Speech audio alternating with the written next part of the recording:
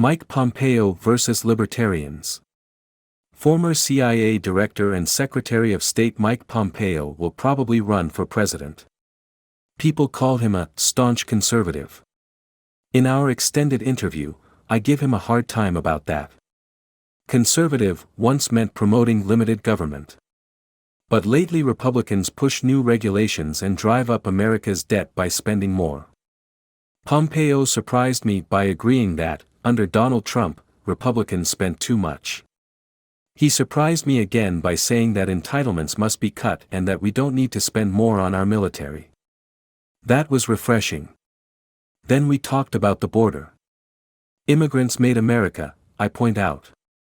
I'm an immigrant, Pompeo responds. My ancestors came through a legal process. This is the difference. But today, I point out, the legal process for an ambitious person who wants to work is nearly impossible. You might get in after waiting 12 years. Whatever the rules. You got to enforce it, Pompeo responds. Shouldn't we change the rules? I ask. I actually think it's time to take a break, says Pompeo. Today, people apply for asylum and then stay until their request is accepted or denied. When Pompeo was Secretary of State, he says he told Mexican officials, "You're not going to have these people traveling in caravans through your country. We're sending them back to you." President Joe Biden reversed that policy. You can now see 4 million illegal immigrants in just 24 months, says Pompeo. This will fundamentally change the nature of our country. Drugs came across our borders. There's not much difference between a cartel leader and a jihad leader. Why not legalize drugs? I ask. Then cartel leaders wouldn't exist. It's a terrible idea, Pompeo responds. You see the decimation that we have from our drug culture today. That's because it's illegal. I push back. It's not, responds Pompeo. There's too much product available. Family institutions are beginning to fray in ways that are fundamentally dangerous to the United States. His answer makes no sense. Families fray, and drugs are shipped despite our drug war. The war creates a black market that causes crime.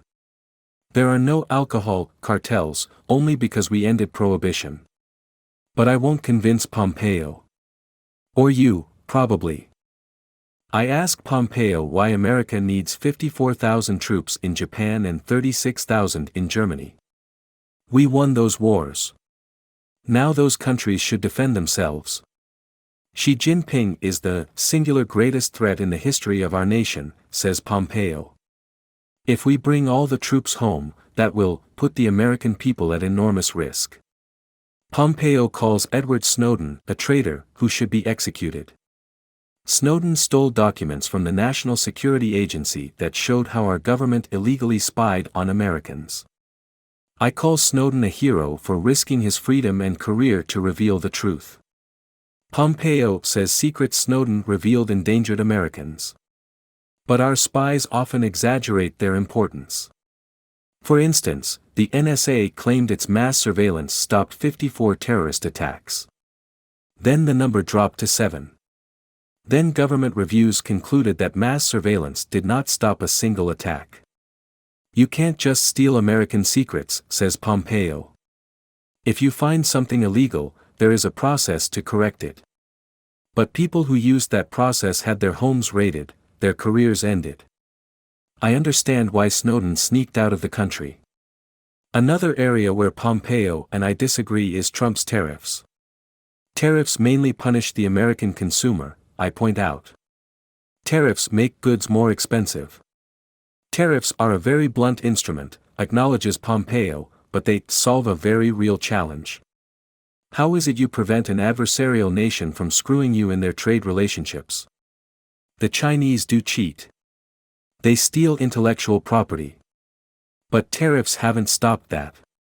The Chinese also foolishly subsidize some industries. But so do we. Free trade benefits everyone. That's one reason I'm a libertarian. Pompeo does want to cut government. Why isn't he a libertarian? I grew up libertarian, he says. The idea of less government power being better for the American people is something that is very near and dear to my heart. Every Tuesday at johnstossel.com, Stossel posts a new video about the battle between government and freedom. He is the author of Give Me a Break: How I Exposed Hucksters, Cheats, and Scam Artists and Became the Scourge of the Liberal Media.